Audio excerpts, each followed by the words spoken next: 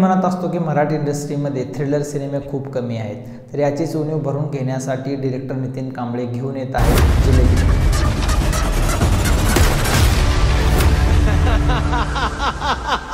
हा सिनेमा 17 जानेवारीला रिलीज होणार आहे। प्रसाद ओक, स्वप्नील जोशी, शिवानी सुर्वे, पर्ण पेटे अशी भली मोठी कास्टिंग आहे या फिल्ममध्ये। आणि ही स्टोरी तुम्ही पाहिली तर एक थ्रिलर आहे।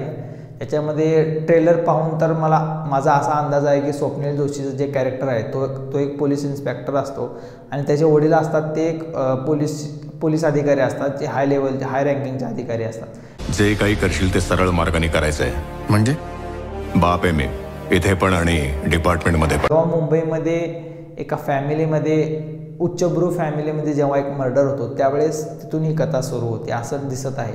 त्याचप्रमाणे त्याचे वडिलांचं मुलाचं एक नातं दिसतं या स्टोरीमधून आणि जसं दोघांच्या नात्यातले चढ उतार आहेत ते पण या स्टोरीमधून पाहायला मिळणार आहे।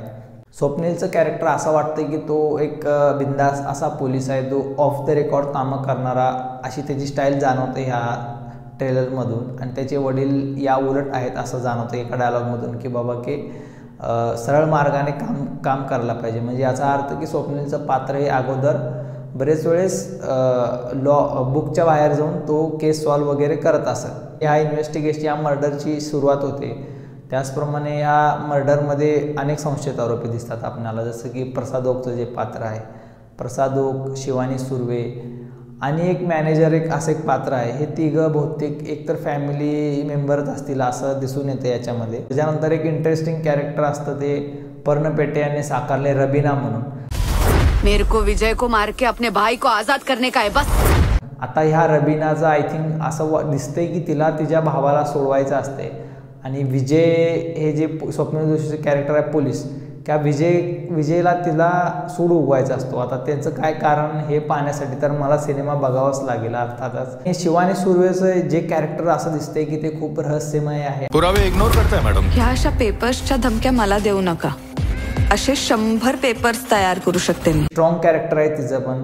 त्याचप्रमाणे प्रसाद ओकचं कुठे ना कुठेतरी जरा सपोर्टिंग कॅरेक्टर वाटते की बाबा आय थिंक शिवानी सुर्वे तिची बायको असते आणि हे दोघं नवरा बायको ह्या जो उद्योगपती असतो त्याच्या जावयाचा खून झालेला असतो, त्यामध्ये हे दोघं संशयित आरोपी असतात, प्राईम सस्पेक्ट असतात। ह्याच्यामध्ये आय थिंक असं वाटतं की स्वप्नील जोशीकडून एक अशी चूक होते या पात्राकडून विजयच्या, त्या वडिलांना फोर्सफुली रिझाईन द्यावं लागतं। मग त्याचे जे वडील प्रामाणिकपणे वगैरे ड्युटी करत असतील ते रिझाईन देतात आणि ते रिझाईन दिल्यानंतर किंवा स्वप्नील जोशीचं एक कॅरेक्टरचं एक मनोबल डाऊन होणारच ऑब्व्हियसली।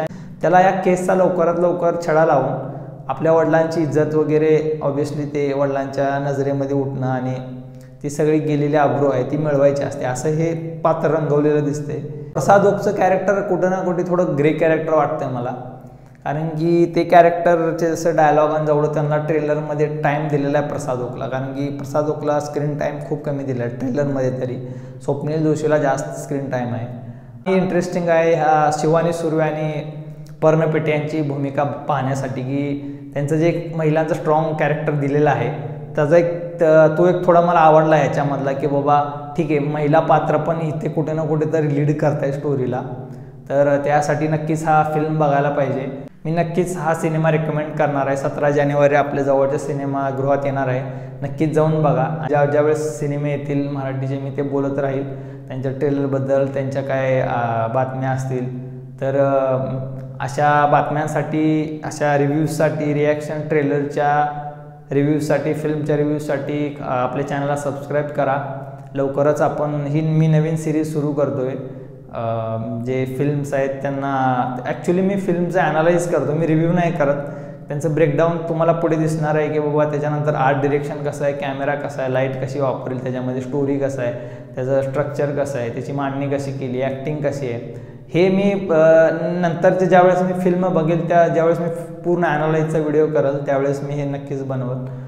तर व्हिडिओ पाहिल्याबद्दल धन्यवाद। नवीन असाल तर चॅनलला सबस्क्राईब करा, बेल आयकॉन दाबा। Thank you once again.